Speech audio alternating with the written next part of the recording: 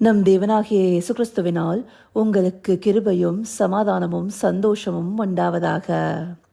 பயப்படாதேங்கிற ஜீவ வார்த்தை குறித்து இன்றைக்கு நாம பார்க்கவிருக்கிற வேத பகுதி ஏசாயா 43வது அதிகாரம் வசனம் 1.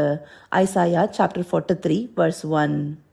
இப்போதும் யாக்கோபே, உன்னை சிருஷ்டித்தவரும் இஸ்ரவேலே, உன்னை உருவாக்கினவருமாகிய கர்த்தர் சொல்லுகிறதாவது, பயப்படாதே, உன்னை மீட்டுக்கொண்டேன், உன்னை பேர் சொல்லி அழைத்தேன், நீ என்னுடையவன்.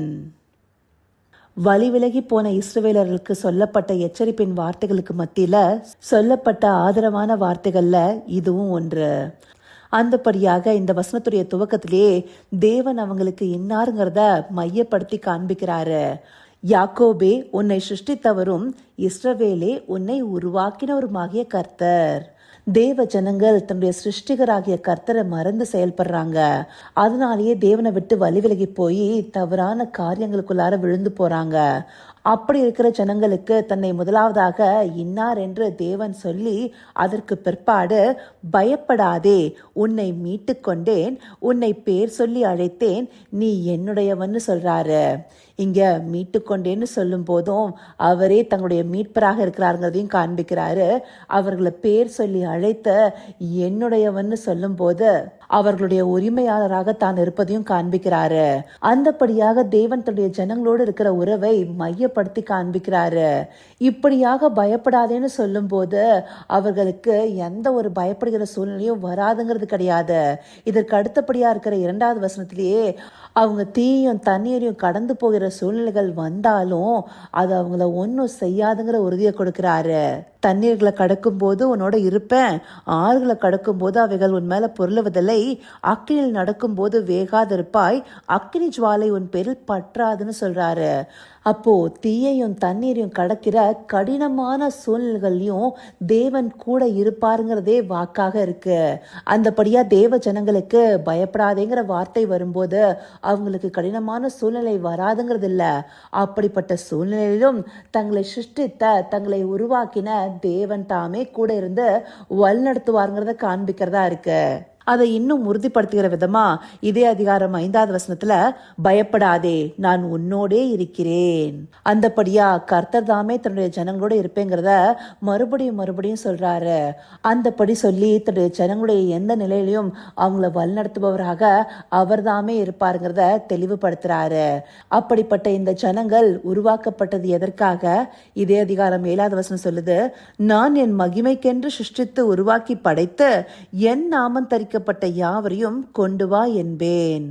அவருடைய நாம மகிமைக்காகவே நம்மை சிருஷ்டித்திருக்கிறாரு, நம்மை உருவாக்கி இருக்கிறாரு. அது மாத்திரம் இல்ல, அவருடைய துதியை சொல்லி வரும் ஜனமாக நம்மை ஏற்படுத்தி இருக்கிறாரு. அதை இதே அதிகாரம் 21வது வசனமும் நமக்கு தெளிவுபடுத்தி காண்பிக்குது. இந்தபடியாக தேவன் தான் தெரிந்து கொண்ட ஜனத்தின் மீது உரிமை பாராட்டி நடத்துகிறாரு.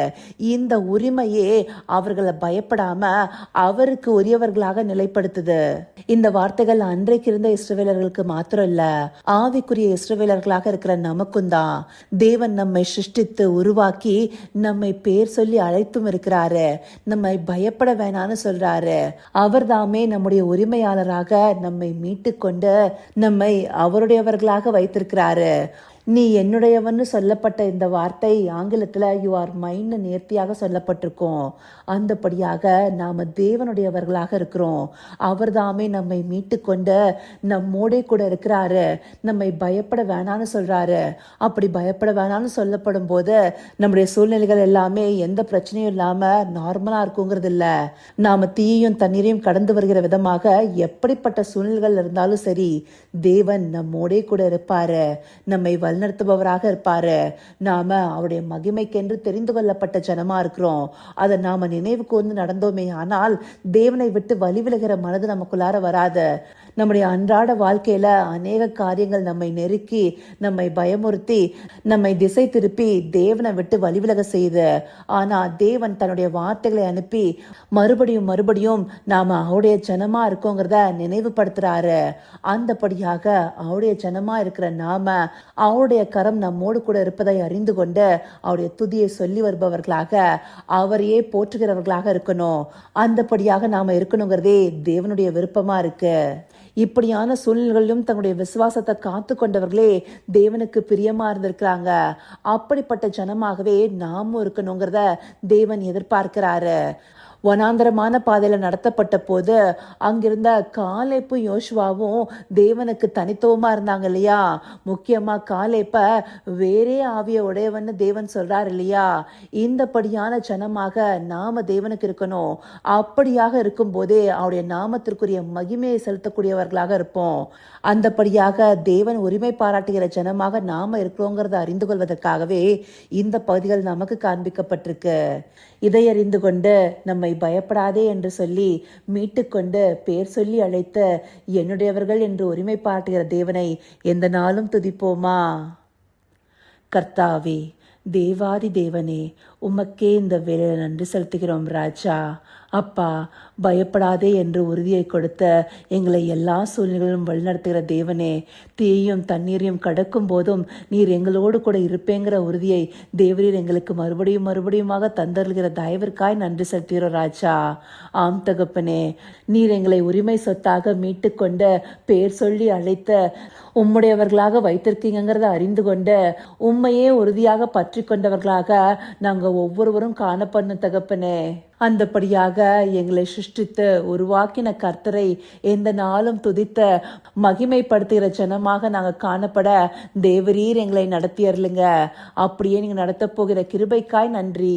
சகலவித துதி மகிமை கனம் யாவும் ஒருவருக்கே செலுத்துகிறோம். இயேசு கிறிஸ்துவின் மூலமாய் வேண்டிக் கொள்கிறேன் பிதாவே. ஆமேன், ஆமேன்.